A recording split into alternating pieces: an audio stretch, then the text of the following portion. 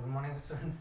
ठीक है, सो आज हम रेडॉक्स टाइटेशन के बारे में पढ़ेंगे। ठीक है, तो रेडॉक्स टाइटेशन में क्या है, तो कुछ रेडॉक्स टाइटेशन जो हमने आपको इंट्रोडक्शन दिया था उसके ऊपर हम करेंगे, लेकिन कुछ बातें मैं आपको उससे पहले एक बात बता देता हूँ। ठीक है, सम आयंस, ठीक है, which exist in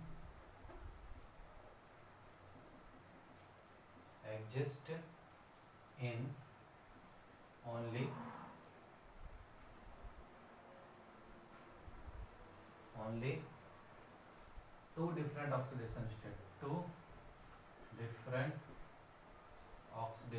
state, some ions which exist in only two different oxidation state, just like example Cu plus 2, Fe plus 2, Fe plus 3. Okay, now next As plus 3, As plus 5. Okay, now Ni plus 2, Ni plus 2, Ni plus 4. Okay, now selenium Ce plus 3, Ce plus 4. Okay, now Sn plus 2, Sn plus 4. Okay, Sn plus 2, Sn plus 4, and cobalt plus 2, Co plus 2, Co plus 3. ठीक है, मतलब ये element है जिनके आपको दोनों oxidation state आपको याद रखने हैं। और दूसरी बात, रेडॉक्स टाइट्रेशन में हो सकता है कि ये Cu प्लस 2 से प्लस 1 में चला जाए, प्लस 1 से प्लस 2 में जाए, बट कभी रेडॉक्स टाइट्रेशन प्योर मेटल के फॉर्म में ये नहीं होगा। ऐसा नहीं कि प्योर मेटल में आप इनको ऑब्टेन कर लोगे या रिड्यूस कर दोगे, तो वो चीज पॉसिबल नहीं है। तो आप इनको बहुत ज्यादा प्योर मेटल में रिड्यूस नहीं कर सकते हो। ठीक है, तो मैं लिख देता हूं यहाँ पे कि none of the ion can be reduced into its pure metallic form in titration process. ठीक है, पर इनमें से ऐसा कोई भी आयन नहीं है जो प्योर मेटालिक प्रोसेस में हो जाए, मतलब रेडॉक्स टाइट्रेशन में नहीं हो सकता।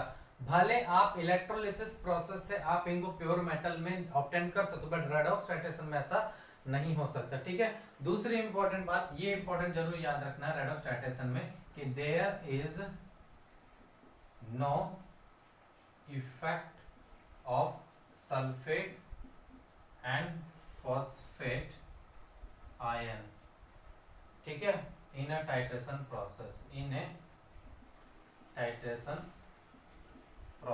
ठीक है, मतलब देखो सल्फर ऑलरेडी अपने हाईएस्ट ऑक्सीडेशन स्टेट में, फास्फोरस भी अपने हाईएस्ट ऑक्सीडेशन स्टेट में, मतलब इन पे कोई भी मतलब रेडॉक्स टाइट्रेशन में इन पे कोई भी इफेक्ट नहीं होने वाला। ठीक है, इंपॉर्टेंट बात है, हम क्या सीखने वाले नोट।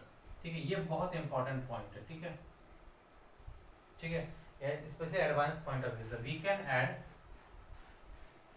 अच्छा, एक बात और मेरी तरफ से, हमेशा रेडॉक्स टाइट्रेशन क्वेश्चन को आप मिली इक्विवेलेंस के फॉर्म में करना, ताकि वो आपके लिए ज्यादा मतलब ज्यादा अच्छा हो। ठीक है, तो वी कैन ऐड सब्ट्रैक्ट और can equalize the number of, और can equalize the number of milli equivalent or equivalent if the n only if n factor is same in all reaction।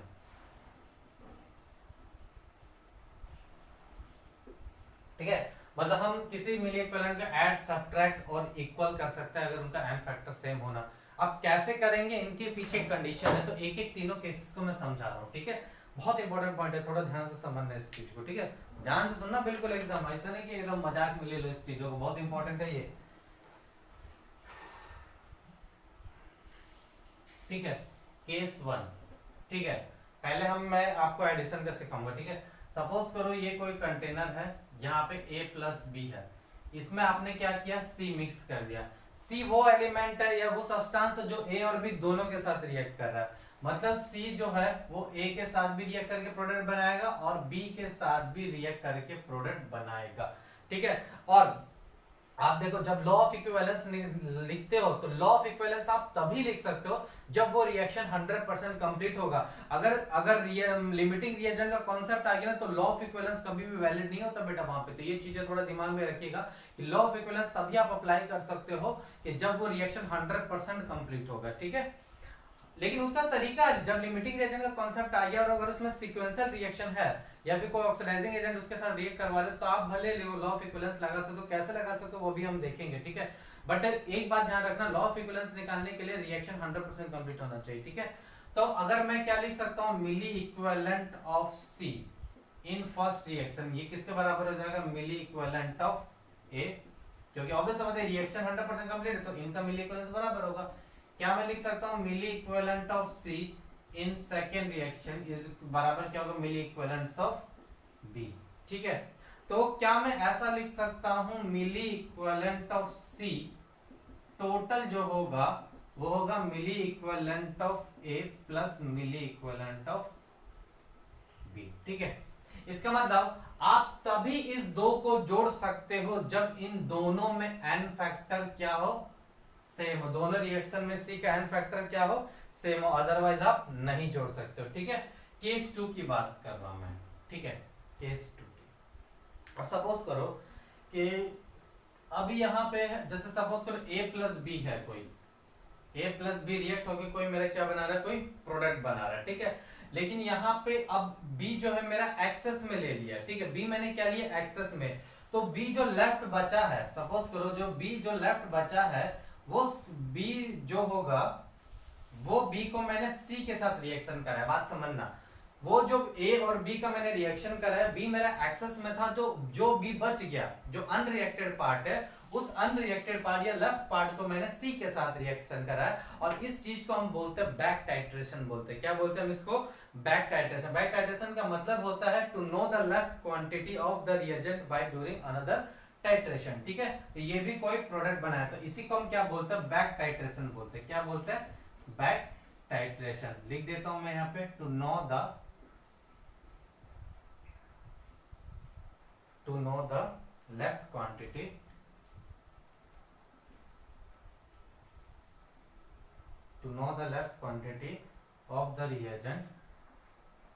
of the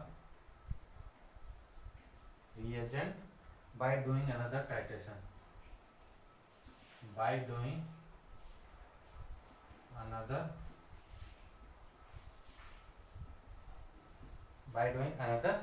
titration, ठीक है। अब समझो बात को, अब यहाँ पे ये रिएक्शन 100% कंप्लीट हो गया, ठीक है। यहाँ पे रिएक्शन क्या हो चुका है, 100% कंप्लीट। तो मैंने ऐसा माना कि लेट मिली इक्विवेलेंट ऑफ सी जो है वो है अल्फा आया, ठीक है। यहाँ पे जो मिली इक्विवेलेंट सी जो आया वो क्या आया, मेरा अल्फा आया। समझना बात को ध्यान से। इसका मतलब ये होगा कि ये मिली इक्विवेलेंट ऑफ सी जो अल्फा है वो किसके बराबर होगा, मिली इक्विवेलेंट ऑफ बी, क्योंकि ये 100% कंप्लीटेड है। इसका मतलब मैं यहाँ लॉ ऑफ इक्विवेलेंस इजीली लगा सकता हूँ।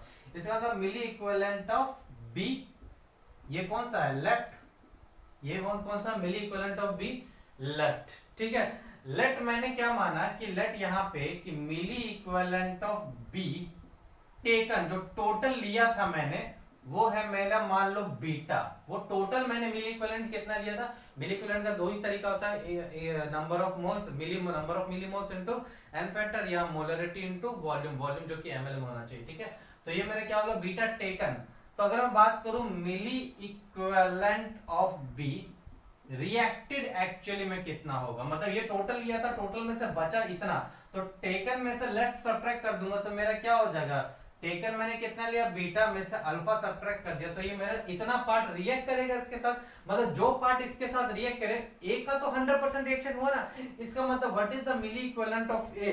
तो क्या मैं इसको लिख सकता हूं, मिली इक्विवेलेंट ऑफ ए के बराबर, मिली इक्विवेलेंट ऑफ ए, ठीक है। Is that clear, milli equivalent of A reacted, आप बोलो ज्यादा बेटर। जब ये पार्ट भी रिएक्टेड है, मतलब बी पार्ट बी, मतलब milli equivalent of B reacted is equal to milli equivalent of A reacted overall, ठीक है। देखो, लेकिन ये चीज आप तभी कर सकते हो जब दोनों में इसका एन फैक्टर क्या हो, सेम हो, ठीक है, दोनों में ये मैंने डायरेक्ट बराबर इसलिए कर दिया जब मेरा मिली इक्विवेलेंट दोनों का क्या हो जाएगा, b का यहाँ पे n फैक्टर क्या है, दोनों केसेस में सेम है।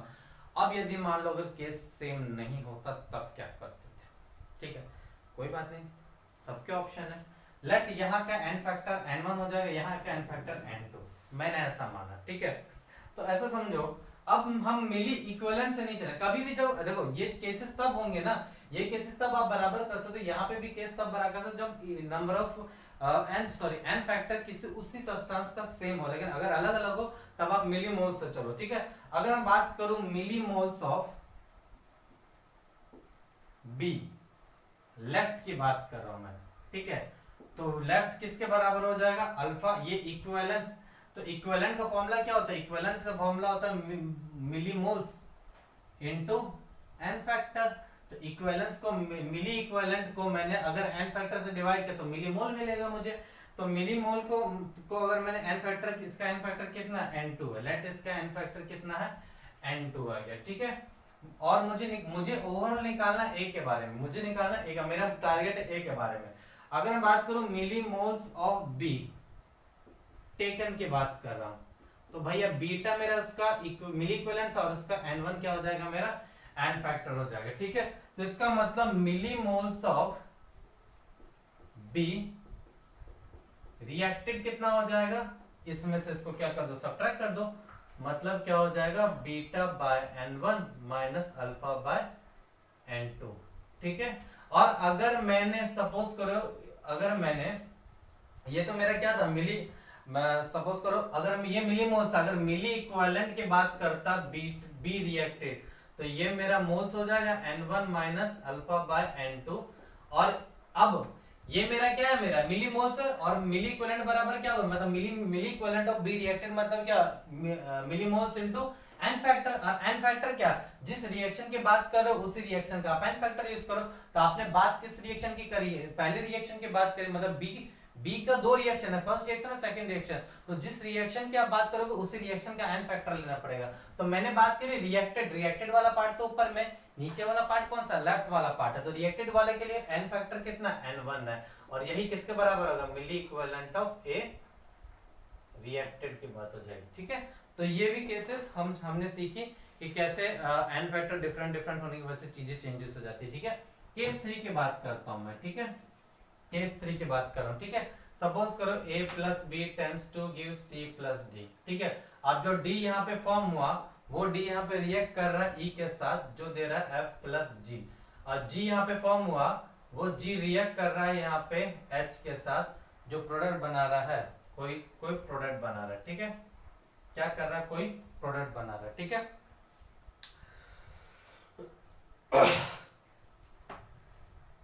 ठीक है, अब मुझे क्या पता चला, मुझे इसके बारे में निकालना है, तो ऐसा मैंने माना कि let milli equivalent of H reacted, milli equivalent of H reacted कितना है, अल्फा है, तो क्या मैं इसको लिख सकता हूं, इसको बराबर कर सकता हूं milli equivalent of G reacted. अब ये जो G रिएक्टेड होगा वो जितना यहाँ पे होगा वो यहाँ के बराबर होगा, इसका मतलब मैं क्या इसको मिली इक्विवेलेंट ऑफ G फॉर्म्ड लिख सकता हूं मैं। अब ये यहाँ का जो मिली इक्विवेलेंट होगा अब वहां यहाँ डी के रिएक्टेड के बराबर होगा, तो इसका मतलब क्या मैं लिख सकता हूँ मिली इक्विवेलेंट ऑफ डी रिएक्टेड। अब ये जो डी रिएक्टेड होगा उतना ही यहाँ पे मिली इक्विवेलेंट होगा, मतलब यहाँ पे किसके बराबर होगा, milli equivalent of D formed हो जाएगा, और यही बराबर किसके हो जाएगा, मिली इक्विवेलेंट ऑफ ए रिएक्टेड, ठीक है। तो यहां से मेरा ये चीज आ गई, देखो ये चीज हम तब कर सकते हैं, देखो इसको हम तब बराबर कर सकते हैं, इसको तब बराबर कर सकते हैं जब इन दोनों में n फैक्टर क्या हो, सेम हो, d और g का, अगर g और d का n फैक्टर अलग अलग है तब चीजें भी क्या हो जाएंगी, अलग हो जाएंगी। तब हमें कैसे करना है, तो बहुत आसान है, कुछ नहीं कि मान लो इसका तो मिली इक्विवेलेंट अल्फा है, ठीक है, लेट इसका n फैक्टर हम n फैक्टर डिसाइड कर लेते हैं, ठीक है। इसका हो जाएगा n1, इसका हो जाएगा n2, इसका हो जाएगा n3, इसका हो जाएगा n4, इसका हो जाएगा n5 और इसका हो जाएगा n6, सपोज करो ऐसे मेरे दिया हुआ है n फैक्टर इनके सब के अलग अलग है। ये तो बात तब थी आसान थी जब n फैक्टर से सबका हमने बराबर कर दिया। लेकिन अलग अलग तो क्या होगा, तो अलग अलग होगा तो बस हम मिलीमोल्स, इसका मिलीमोल्स कितना हो जाएगा अल्फा बाई n1। अब ये जो होगा मिलीमोल्स, इतना ही मिलीमोल्स इसके साथ रिएक्ट किया होगा, मतलब alpha by n1 millimoles into n factor कितना हो जाएगा, ये मिली इक्विवेलेंट हो जाएगा। ठीक है, अब मिली इक्विवेलेंट के फॉर्म में बात करूं मैं, तो यहां पे मैं क्या करूंगा अल्फा बाय n1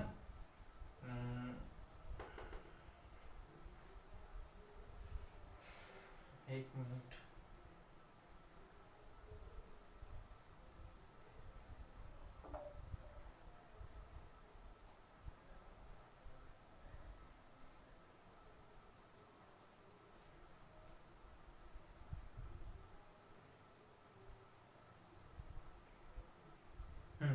ठीक है। तो यहाँ पे मिली इक्विवेलेंट मेरा निकल गया, मिली इक्विवेलेंट इतना आया। ठीक है, और इसकी अगर मैं बात करूं मिली इक्विवेलेंट इसका जब इतना है तो मिलीमोल्स यहाँ पे कितना आ जाएगा अल्फा बाय n1, यही मिलीमोल्स होगा ना। मिलीमोल्स तो दोनों का सेम होगा, भले मिली इक्विवेलेंट डिफरेंट हो जाएगा क्योंकि यहाँ पे n फैक्टर दूसरा है, तो यहाँ पे n2 और यहाँ पे कितना है n3 है, तो यही मिलीमोल्स इसका भी हो जाएगा alpha by n1 into n4।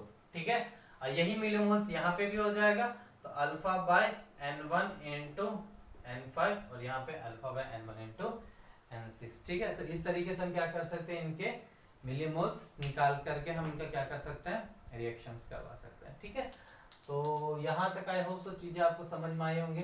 ठीक है, तो अब चलो हम अपने क्वेश्चंस करते हैं टाइट्रेशन के ऊपर। ठीक है,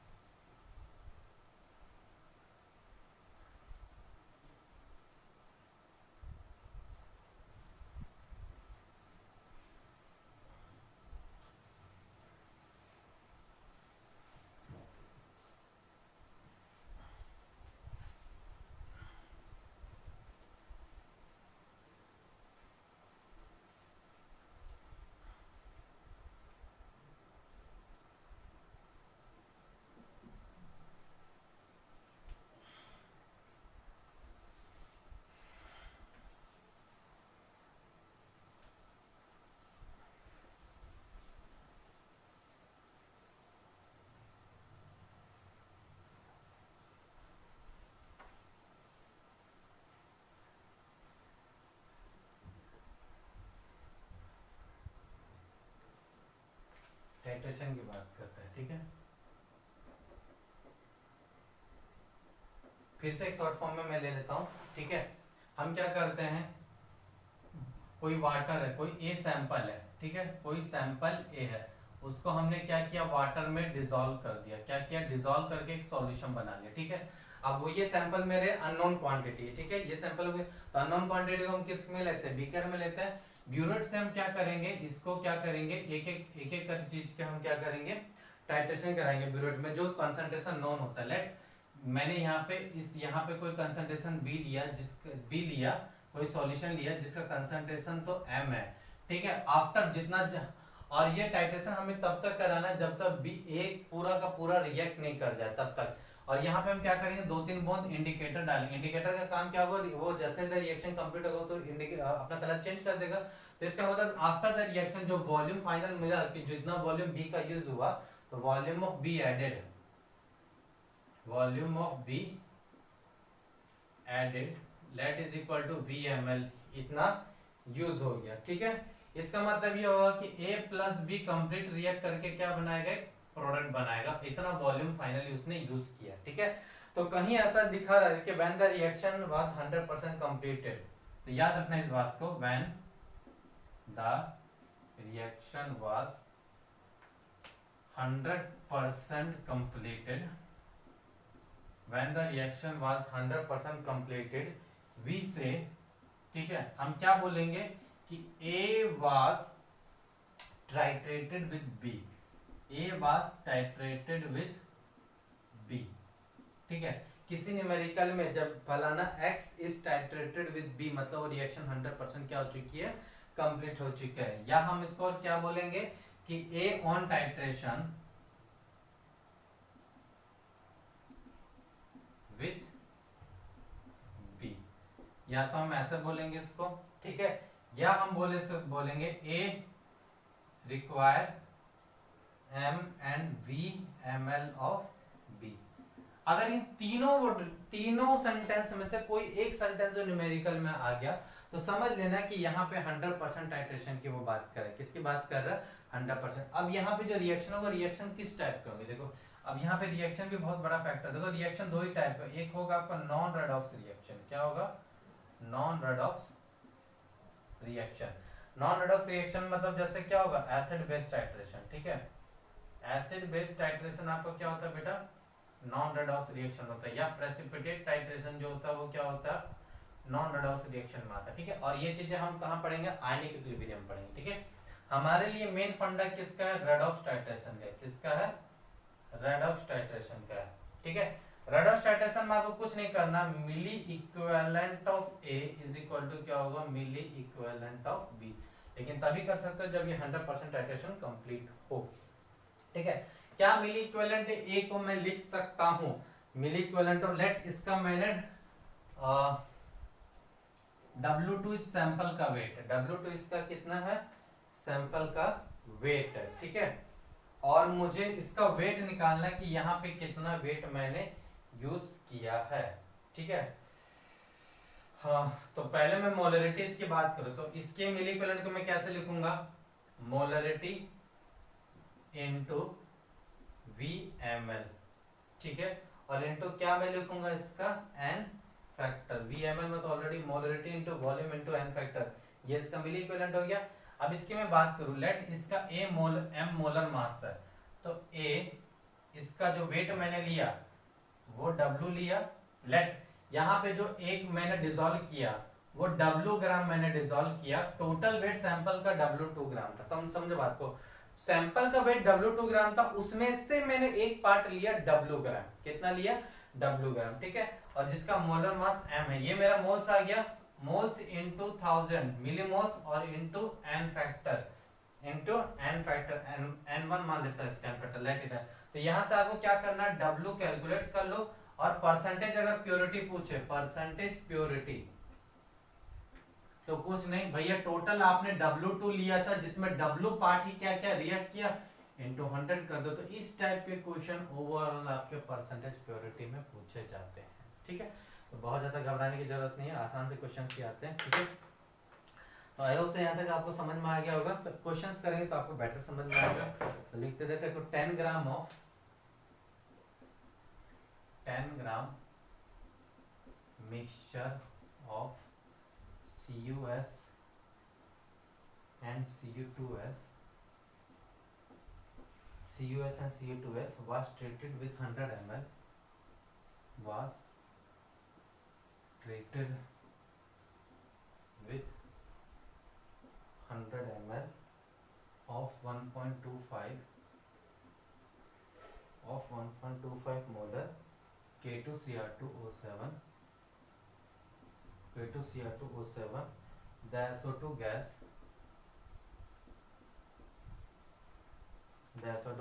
was boiled off,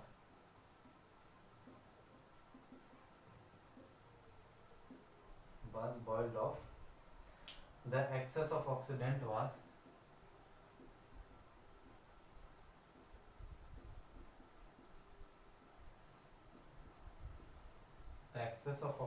was back titrated with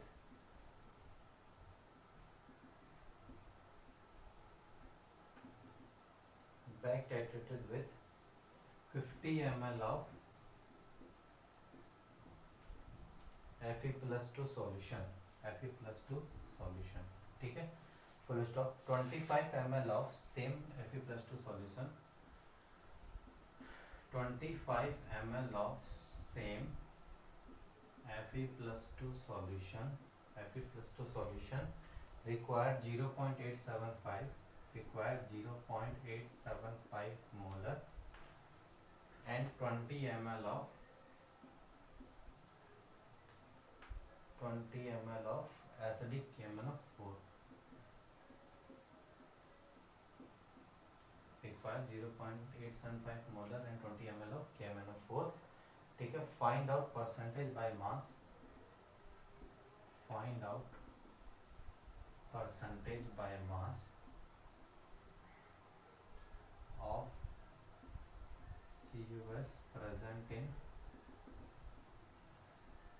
देखो, भले क्वेश्चन आपको देखने में बड़ा लग रहा होगा, बट बिलीव मी बहुत आसान सा क्वेश्चन है। ठीक है, क्वेश्चन पढ़ते जाओ, रिएक्शन बनाते जाओ, काम खत्म हो गया। क्वेश्चन क्या बोल रहा है कि 10 gram mixture of CuS plus Cu2S, ठीक है, वाज ट्रीटेड। अब ट्रीटेड वर्ड यूज कर, टाइट्रेटेड वर्ड यूज नहीं किया, मतलब ट्रीटेड वर्ड यूज किया, इसका मतलब रिएक्शन 100% कंप्लीट नहीं है। Treated with 100 ml of K2Cr2O7, K2Cr2O7। ठीक है, मुझे नहीं पता है प्रोडक्ट क्या बनाएगा, लेकिन मैंने जो आपको इंपॉर्टेंट रिएक्शन दिया था कि K2Cr2O7 हमेशा किस में जाता है, Cr+6 स्टेट में होता है, Cr से +3 स्टेट में जाता है। ठीक है, पहली बात। दूसरी बात, अब देखो यहाँ पे क्या होगा, यहाँ पे सल्फाइड -2 में, यहाँ पे +2 में। ठीक है, यहाँ पे +1 में और यहाँ पे -2 में। तो ऑब्वियस से बात है, ये अगर ऑक्सीडाइजिंग एजेंट है, ये सबको क्या करेगा, इन सबको ऑक्सीडाइज करेगा। अब उसमें से भी पहले अगर मैं इसकी बात कर रहा हूं, सल्फर किस में कन्वर्ट हो रहा है, देखो the SO2 gas was boiled of, इसका मतलब यहाँ पे जरूर ये सल्फर SO2 में क्या हो रहा है, कन्वर्ट हो रहा है। और आपको मैंने बताया बेटा H2S या S2- हमेशा किस में कन्वर्ट होता है, S2 में कन्वर्ट होता है। ठीक है, आप ऐसा भी जान सकते हो। और नहीं भी समझ में तो क्वेश्चन में देखो, the SO2 gas was boiled of, मतलब इसको ट्रीट करने के बाद सल्फर डाइऑक्साइड मिला, तभी तो बॉइल्ड ऑफ हो गया। ये थोड़ा सा लॉजिक लगा है। अब देखो, क्या ये ऑक्सीडाइजिंग एजेंट जो होगा, इस वाले पार्ट को ऑक्सीडाइज करेगा क्या, नहीं ऑक्सीडाइज करेगा, लेकिन इसको ऑक्सीडाइज करेगा। इसको कहां से कहां कर दिया, SO2 में कर दिया। यहाँ पे भी Cu+1 से कहां चला गया, Cu+1 से ये चला जाएगा Cu+2 चला है। क्यों, क्योंकि ऑक्सीडाइजिंग एजेंट का काम ही है कि जो लोअर ऑक्सीडेशन स्टेट होगा ना, उसको हायर ऑक्सीडेशन स्टेट में कन्वर्ट कर देता है। तो Cu+2 ऑलरेडी हाईएस्ट में, तो ये तो ऑब्वियस बात है, ये रिएक्शन में पार्टिसिपेट नहीं करेगा, लेकिन इसका S2- वाला पार्ट रिएक्ट करेगा। देखो कभी कभी क्या होता है कि एक ही सब्सटेंस के दो एलिमेंट होते हैं, बट एक एलिमेंट पार्टिसिपेट करता है, एक एलिमेंट पार्टिसिपेट नहीं करता। तो जो एलिमेंट पार्टिसिपेट करेगा उसी के अकॉर्डिंग हमें n फैक्टर निकालना, और सारा खेल ही n फैक्टर का होता है यहाँ पे। इसका मतलब यहाँ के लिए n फैक्टर तो कितना होगा, S2- से कहां चला गया, +4 चला गया।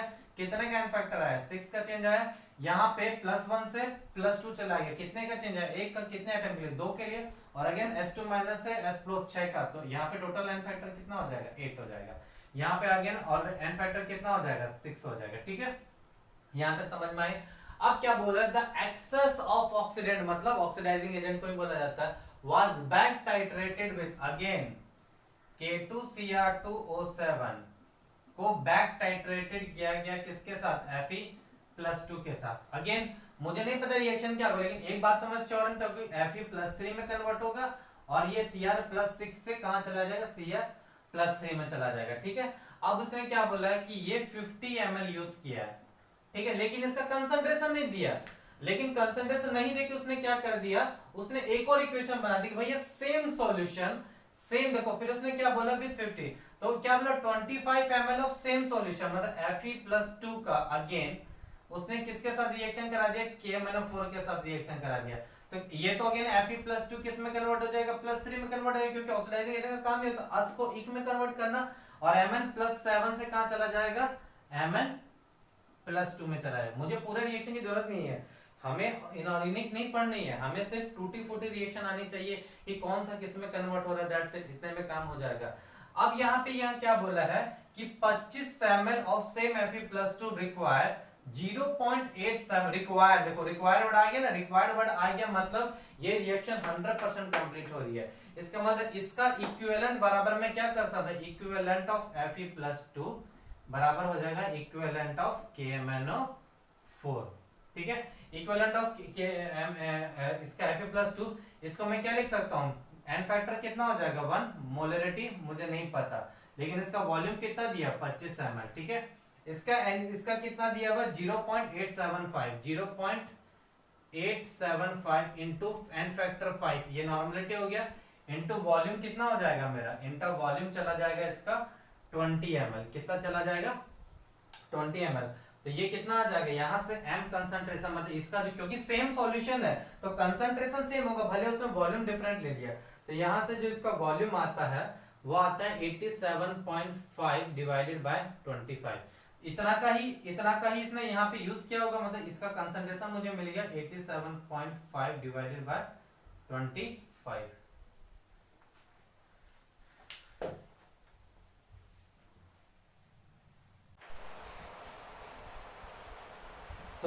सॉरी पावर कट हो गया था। तो अगेन लेट अस कंटिन्यू। अब यहाँ पे क्या हुआ कि अगेन यहाँ पे मैंने क्या निकाला, Fe+2 कंसंट्रेशन। इसका मतलब यहाँ पे जो रिएक्शन है, तो देखो इज बैक टाइट्रेटेड विद, मतलब बचा कुछ K2Cr2 इसके साथ रिएक्ट कर दिया। देखो यहाँ पे ये जो लाइन दिया है इसका ये मतलब था कि यहाँ पे उसने इनडायरेक्टली मोलरिटी दी हुई थी, मोलरिटी दी हुई नहीं थी, आपको इस इक्वेशन के थ्रू निकालनी थी। अब इसका इक्विवेलेंस क्या कर दो, बराबर कर दो। तो equivalence of Fe+2 is equal to equivalence of K2Cr2O7। तो यहाँ पे जो इक्विवेलेंस होगा, मतलब यहाँ पे मैंने volume into 50 ml into 87.5 divided by 25 MV moles हो गया, और इनटू n फैक्टर क्या हो जाएगा, मिलीमोल्स हो जाएगा, ठीक है, इनटू क्या हो जाएगा, मिलीमोल्स हो जाएगा, ठीक है। तो अगर मैं इसको करूंगा, ये हो जाएगा 2 टाइम्स, ठीक है। अब यहाँ पे क्या हो जाएगा कि इस बैक टाइट्रेटेड बचा कुचा पार्ट, तो यहाँ पे मेरा n फैक्टर कितना हो जाएगा, 6 हो जाएगा, n factor 6 into millimoles into मेरा क्या हो जाएगा यहाँ पे मिलीमोल्स, ठीक है। तो मैं अगर बात करिए सिंपल सा मिली इक्विवेलेंट की बात करेंगे, माय मिस्टेक, देखो अगेन मैं यहाँ पे देखो मिस्टेक कर दिया। हम यहाँ पे चर्चा हमेशा किसकी करेंगे, मिली इक्विवेलेंट्स की बात करेंगे। तो मिली इक्विवेलेंट ऑफ K2Cr2O7 लेफ्ट, यहाँ पे जो बचा, क्योंकि जो लेफ्ट है या इसके लिए रिएक्टेड है, ये जो लेफ्ट है यही रिएक्ट किया Fe+2 के लिए। तो what is the milli equivalent of K2Cr2O7 left जो हो जाएगा, ये 87.5 जा, तो ये हो जाएगा मेरे हिसाब से 175। कितना आ जाएगा, 175। अब एक्चुअल में यहाँ पे टोटल टेकन कितना था, ठीक है, टोटल टेकन, तो मिली इक्विवेलेंट ऑफ K2Cr2O7 टेकन, ठीक है, ये लेफ्ट था और ये टेकन है। टेकन कितना है भैया, 100 इंटू 1.25, देखो 1.25 मोलरिटी इंटू, अगर मैंने n फैक्टर मल्टीप्लाई किया 6, तो ये क्या हो जाएगा, नॉर्मलिटी, और इंटू वॉल्यूम कितना हो जाएगा 100 ml, तो ये क्या हो जाएगा, मिली इक्विवेलेंट हो जाएगा, ठीक है, मिली इक्विवेलेंट हो गया। तो ये अप्रोक्सीमेटली कितना आता है, 750। तो इसका मतलब milli equivalent of K2Cr2O7 reacted, यही पार्ट मिली इक्विवेलेंट का इसके बराबर होगा, क्योंकि मुझे तो रिएक्टेड मतलब से जो पिछला वाला क्वेश्चन था याद करो, बी रिएक्टेड जो हमने लिखा था, सेम क्वेश्चन यहाँ पे। तो मिली इक्विवेलेंट ऑफ K2Cr2 रिएक्टेड मतलब कितना होगा, 750 माइनस 175, तो दैट इज इक्वल टू 575। इसका मतलब ये होगा कि milli equivalent of CuS plus Cu2S, मतलब इतना ही पार्ट रिएक्ट किया होगा इसके साथ, मतलब इसका मिली इक्विवेलेंट इसके इक्विवेलेंट को बराबर होगा। इसका मतलब ये होगा कि ये किसके बराबर होगा, 575 के बराबर हो जाएगा, ठीक है। यहां तक आपको चीजें समझ में आई। इसका मतलब मैं क्या लिख सकता हूँ, CuS को x, लेट टोटल वेट था 10 ग्राम, तो x ग्राम मैंने माना CuS का डिवाइडेड बाय इसका जो आ जाता है 63.5 प्लस 32, मतलब इसका मोलर मास, ये मोल्स हो गया, इनटू 1000 मिलीमोल्स हो गया, इनटू n फैक्टर क्या हो जाएगा, इनटू n फैक्टर कितना हो जाएगा इसका, इनटू n फैक्टर हो जाएगा 6 n फैक्टर है, ठीक है, प्लस 10 माइनस x मेरा इसका वेट हो जाएगा डिवाइडेड बाय 63.5 इनटू 2 प्लस 32, ये मोल्स इनटू 1000 मिलीमोल्स इनटू 8, ये हो जाएगा मिली इक्विवेलेंट, ये बराबर हो जाएगा 575। Calculate the value of x, ठीक है, मतलब जो भी परसेंटेज, जो भी x की वैल्यू होगी, तो परसेंटेज ऑफ CuS क्या हो जाएगा, x बाय 10 इंटू 100। तो देखो बहुत आसान क्वेश्चन है, आपको लग रहा है ये हार्ड क्वेश्चन, बट बिलीव में बहुत ही ज्यादा आसान क्वेश्चन है, ठीक है। चलो कुछ और क्वेश्चन करेंगे। ये अब ये देखो, ये जो क्वेश्चंस मैं करा रहा हूँ ये प्योर एडवांस लेवल के क्वेश्चंस है, ठीक है। ये मेंस वगैरह में ऐसे कभी क्वेश्चन आपसे इतने लेंथी नहीं पूछा जाएगा। तो कुछ नहीं करना है, हमें क्या करना है, हमारा पहला तो एक स्केलेटन रिएक्शन लिख लो, बैक टाइट्रेटेड वाला मैंने Fe+2 के साथ अगेन एक स्केलेटन रिएक्शन लिखा। अब इसकी मोलरिटी नहीं दी थी, इसकी मोलरिटी के लिए मैंने क्या किया, KMnO4 का यूज किया। तो यहाँ से मैंने इसकी मोलरिटी निकाली equivalence law of equivalence use करके, फिर यहाँ से इसकी मोलरिटी निकाली, मतलब ये मेरा जो पार्ट होगा वो लेफ्ट पार्ट होगा। तो यहाँ से मेरा टोटल जो लिया था मैंने, टोटल में से लेफ्ट पार्ट सब्ट्रैक्ट कर दिया, मतलब इतना मिली इक्विवेलेंट पार्ट रिएक्टेड किया होगा इसके साथ, और उसी का मैंने बराबर कर दिया, परसेंटेज निकाल दिया। है ना आसान क्वेश्चन, बहुत ज्यादा हमें दिमाग लगाने की जरूरत नहीं है। तो जैसा जैसा क्वेश्चन बोलता है वैसा वैसा हमें करते जाना है, तो चीजें हमारे लिए क्या हो जाएंगी बेटा, आसान हो जाएंगी।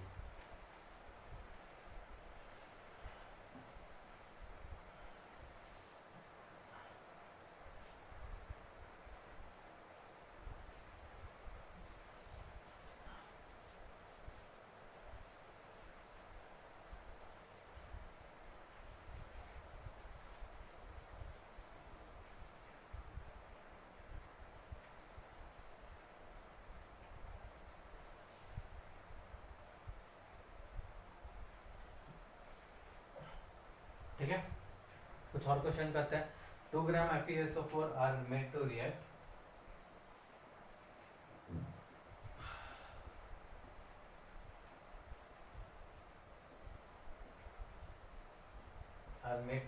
completely with acidic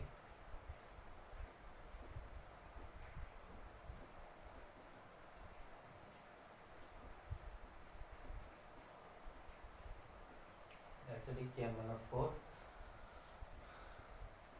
solution which was 0.25 m.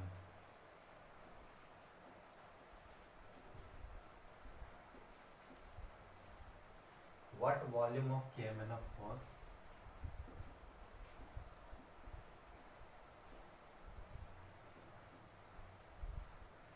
solution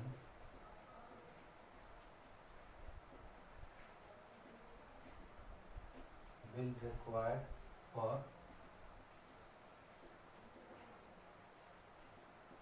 titration? ठीक है, सेकेंड क्वेश्चन है मेरा, 1 gram sample of H2O2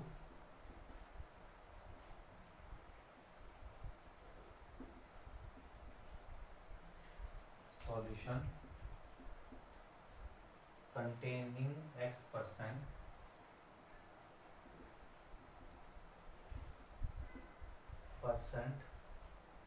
containing X% of H2O2 by mass, containing X% H2O2 by mass require X centimeter cube of KMnO4 solution for complete oxidation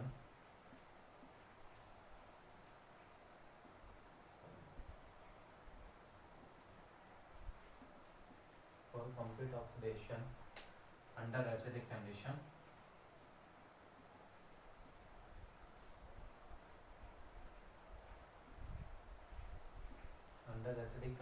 calculate the molarity of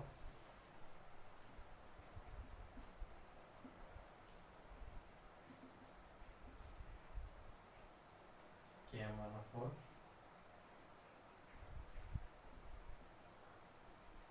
ठीक है। Equation number 1, equation number 2। 1 का पहले देखो, 2 gram FeSO4 made to react completely with KMnO4, मतलब यहाँ पे simple सा law of equivalence लगा दो, कंप्लीटली की बात कर रहा है। Which was 0.1 volume of KMnO4 use, कुछ नहीं करो, milli equivalent of FeSO4 is equal to क्या हो जाएगा, मिली इक्विवेलेंट ऑफ KMnO। देखो मिली इक्विवेलेंट में यूज कर, इसमें गलती होने के चांसेस नहीं होते। देखो 2 ग्राम FeSO4 है, इसका मतलब 2 डिवाइडेड बाय FeSO4 कितना हो जाएगा, FeSO4 हो जाता है मेरा मोलर मास 144, ठीक है। ये मेरा क्या हो गया, मोल्स इनटू 1000, ये हो गया मिली मोल्स, और इनटू क्या हो जाएगा FeSO4, ठीक है।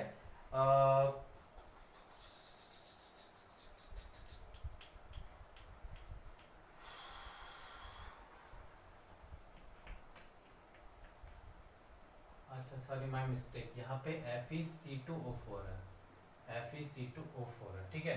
तो FeC2O4 का मॉलिक्यूलर मास हो जाएगा 144, 2/144 मेरे क्या हो जाएगा, मोल्स हो जाएगा। FeC2O4 यहाँ करेक्ट कर दो, FeC2O4 तो ये oxidising agent reducing agent 2/144 moles हो गए इनटू 1000 मिली मोल्स हो गए इनटू क्या होगा स्कैन फैक्टर 3, ये मैंने पिछले क्लास में करा दिया था, इज इक्वल टू क्या हो जाएगा मिली इक्विवेलेंट ऑफ KMnO4।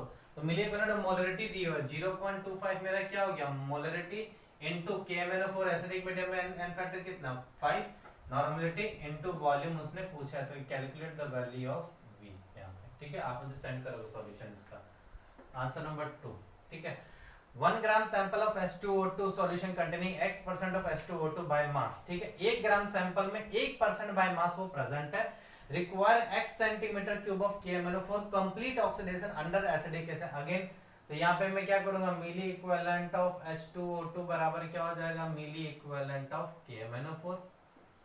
अब देखो टोटल वो X% है किसका 1 ग्राम का, 1 ग्राम का टोटल वो X% इसका वेट है। अब ये टोटल वेट हो गया, इसको डिवाइड कर दिया मैंने 34 से, ये मेरा क्या हो जाएगा मोल्स इनटू 1000 क्या हो जाएगा मेरा मिली मोल्स और इनटू एन फैक्टर कितना हो गया मिली इक्विवेलेंट। यहाँ पे भी के मिली इक्विवेलेंट ऑफ KMnO मेरे साथ बोलो। देखो यहाँ पे मोलरिटी मुझे नहीं पता, मोलरिटी निकालनी है इनटू 5 मेरा क्या हो गया नॉर्मलिटी इनटू वॉल्यूम कितना है यहाँ पे मेरा x सेंटीमीटर क्यूब मतलब x ml। तो x और x यहाँ से क्या आ चुका है cancel, calculate the value of molarity. आसान सा क्वेश्चन है, तो बहुत ज्यादा देखिए प्रीवियस ईयर जेईई के क्वेश्चन है, बहुत ज्यादा आपको दिमाग लगाने की जरूरत नहीं है। ठीक है, चलो कुछ एक क्वेश्चन और करते हैं। ठीक है, K2Cr2O7 oxidizes HCl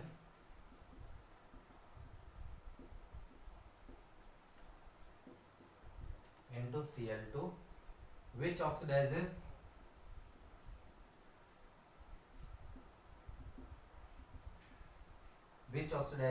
K2MnO4 which oxidizes K2MnO4। Calculate the weight of KMnO4, calculate the weight of KMnO4 formed by 1 gram of K2Cr2O7, 1 gram of by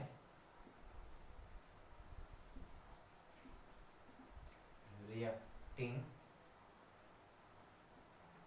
with excess of HCl and using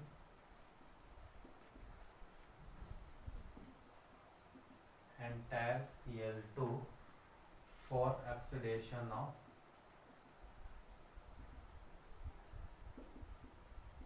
KMnO4।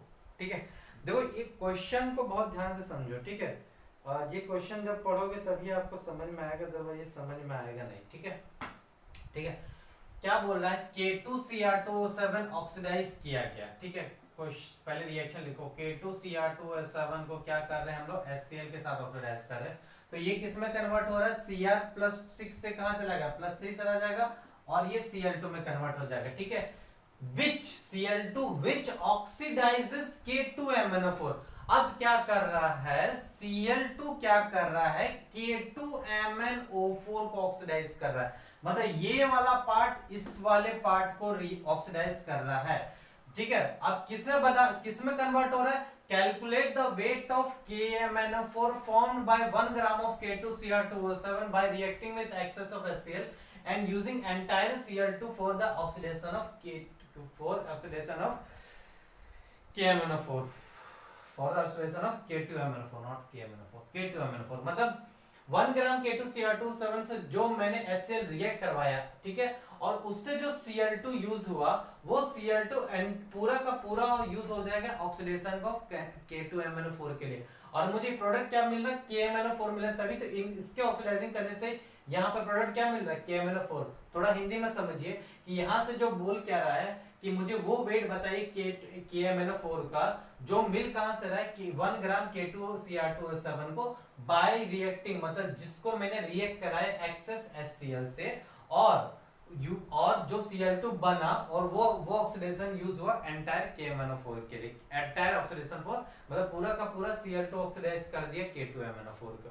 इसका मतलब यहाँ पे MnO4 किस state में, +6 state में, +6 से कहाँ चला जाएगा, +2 सॉरी +7 ऑक्सीडाइज हो रहा है यहाँ पे, और Cl2 ऑलरेडी जीरो ऑक्सीडेशन में स्टेट है, तो यहाँ कहाँ चला जाएगा, -1 में। ठीक है, कुछ नहीं करना अब आपको। देखो यहाँ पे भी जीरो है, तो हमें पहले एन फैक्टर निकाला, तो यहाँ +6 से +7 एन फैक्टर कितना होगा, 1 होगा। यहाँ पे कितना हुआ, 0 से -1, कितने का चेंज, एक का चेंज, 2 आइटम के लिए, यहाँ पे भी 2, 0 से लेकर -1, तो कितने का चेंज हो, यहाँ पे भी एन फैक्टर 1। तो यहाँ पे जब एन फैक्टर सेम है तो मैं एक कहानी बता सकता हूँ कि मैं इनके मिली इक्विवेलेंस को डायरेक्टली बराबर कर सकता हूँ। ठीक है, यहाँ पे एक खासियत, ये बात तो हो गई। ठीक है, अब यहाँ पे करेंगे कैसे भैया, मुझे निकालना क्या, calculate the weight of KMnO4। मुझे बताना है KMnO4 जो यहाँ पे बनेगा, मतलब यहाँ पे Mn+7 मतलब क्या होगा, KMnO4 ही तो बन रहा है यहाँ पे, मुझे KMnO4 बताना है। तो चलो ठीक है, इसका वेट कितना दिया हुआ, K2Cr2 का 1 ग्राम, 1 ग्राम डिवाइडेड बाय 294 मेरा क्या हो जाएगा, moles into 1000, millimoles, millimoles into n factor कितना, एन फैक्टर यहाँ से एन फैक्टर +6 से +3 मतलब 6 एन फैक्टर हो जाएगा। ठीक है, कितना हो जाएगा, 6 एन फैक्टर, और इतना ही मिलीमोल्स, इतना ही मिली इक्विवेलेंस इसके बराबर होगा, है ना, तो इसका भी मिली इक्विवेलेंस किसके बराबर हो गया, 6000 बाय 294। अब इसका जब एन फैक्टर बराबर है तो इसका भी एन फैक्टर वही है, तो इसका भी कितना हो जाएगा, 6000 बाय 294। इसका मतलब इसका मिली इक्विवेलेंट बराबर किसका हो जाएगा, KMnO4 के बराबर, तो ये बराबर क्या हो जाएगा, मिली इक्विवेलेंट ऑफ KMnO4 फॉर्म्ड, मुझे यही तो निकालना। तो 6000 बाय 294। ठीक है, मुझे यहाँ पे क्या निकालना था, मोल्स निकालना था। ठीक है, मोल्स और इनटू एन फैक्टर कितना हो जाएगा KMnO4 का, KMnO4 का एन फैक्टर हो जाएगा 1, और डिवाइडेड बाय मैं क्या कर दूंगा, 1000। मोल्स को 1000 से डिवाइड करने पे मुझे क्या मिलता है, मिलीमोल्स, और मिलीमोल्स इनटू एन फैक्टर, मतलब एन फैक्टर तो 1 होगा, +7 से +6। ठीक है, तो इसका मतलब यहाँ पे क्या होगा, तो ये हो जाएगा आपका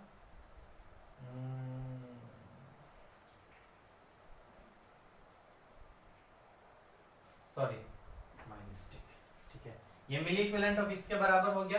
तो अगर मैं बात करूं moles of KMnO4, moles of KMnO4 किसके बराबर है, ये मिली इक्विवेलेंस, समझना बात करिए, ये मिली इक्विवेलेंस है, ये और इसका मिली इक्विवेलेंस, इसका मिली इक्विवेलेंस बराबर है, तो ये इसकी वैल्यू इसके बराबर होगी। मिली इक्विवेलेंस को n फैक्टर से डिवाइड करते तो मुझे क्या मिलता है, मिली मोल्स मिलता है।